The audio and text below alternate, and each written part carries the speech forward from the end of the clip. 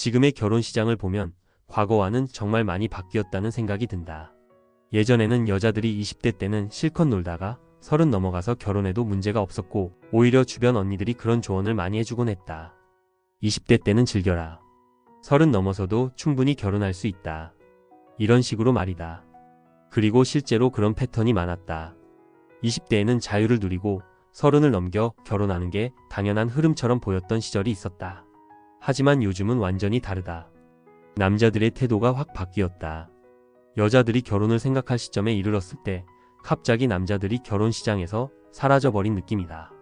예전에는 남자들에게 결혼에 대한 압박이 꽤 많았다. 집안에서도 결혼해서 아들을 낳으라는 말이 일상적이었고 그게 자연스러웠다. 그런데 지금은 그런 문화 자체가 사라졌다. 아들을 가진 부모들도 이제는 굳이 결혼을 강요하지 않는다. 재정적인 부담이나 현실적인 문제 때문에 남자들에게 결혼을 강요할 이유도 줄어든 거다. 그리고 여자들의 눈높이가 올라가면서 남자들의 결혼 준비 기간도 길어졌다.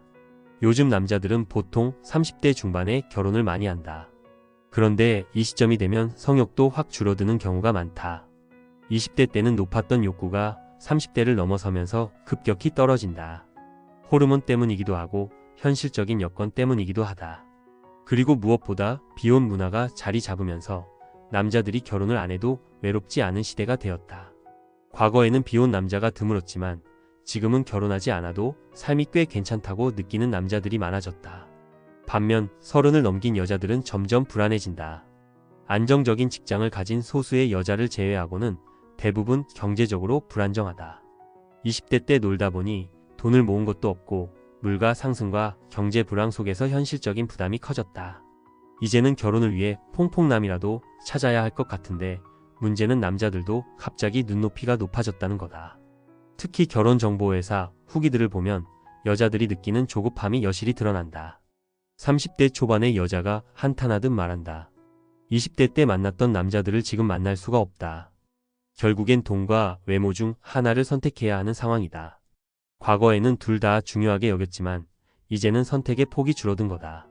30살에 결혼하자는 남자친구와 헤어졌던 여자가 몇 년이 지나 후회하며 말한다. 그 남자 같은 사람은 이제 없다. 그때는 더 나은 남자를 만날 수 있을 거라 생각했겠지만 현실은 그 기대를 배신한다. 결혼정보회사 후기를 보면 스펙 좋은 남자들이 오히려 여자들을 평가한다.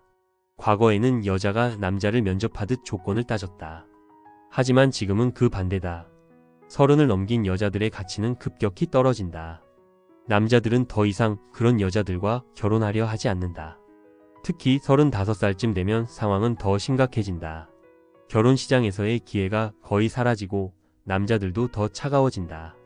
현명한 여자들은 20대 때 기회를 잡는다.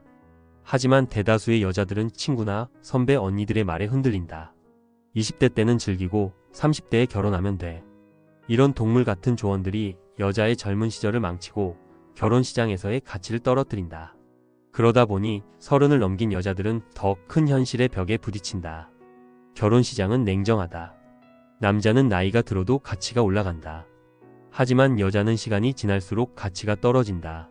결국 꽃다운 20대에 결혼하지 못한 여자들은 혼자 남게 된다.